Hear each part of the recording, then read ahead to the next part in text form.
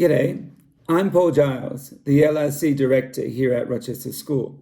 I'm from over the other side of the world, Australia.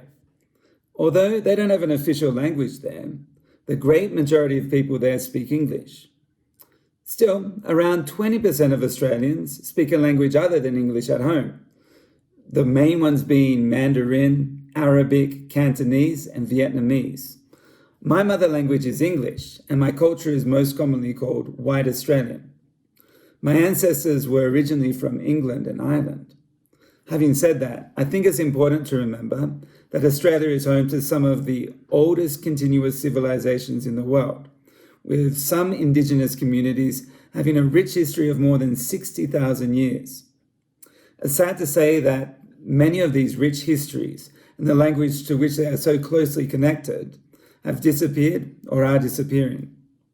Their lands were stolen and many of their people were killed. My people, the White Australians, have only been there for a little over 200 years, with the first being sent in ships from England as prisoners. Being an English-speaking country, but so far away from both England and the United States, can be a strange experience. In the past, we had very close ties to Britain, and even today, their flag is in the corner of our flag, and their queen is our queen too. A lot of our culture has its roots in England and Ireland. These days, though, we also feel strongly connected to the United States, as we watch a lot of their shows and movies and listen to their music. All of these influences can be seen in our books and music, and also the sports we play. Sports remain very important to Australians, and we play some you'll often see in other former British colonies, such as rugby and cricket. Still, being so far away down under, as well as having a very rich multicultural setting today, it does make us a little bit different. We like to see ourselves as easygoing people, loving fairness and equality.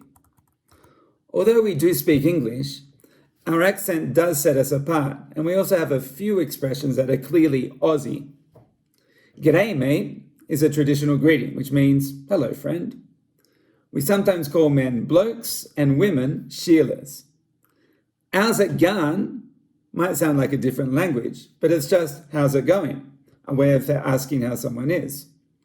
Another different thing we like doing is using E to make words shorter.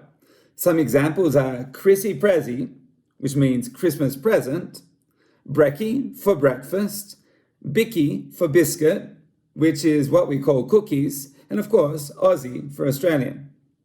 Finally, it's a bit old-fashioned, but some people, like my dad, often say hooroo instead of saying goodbye.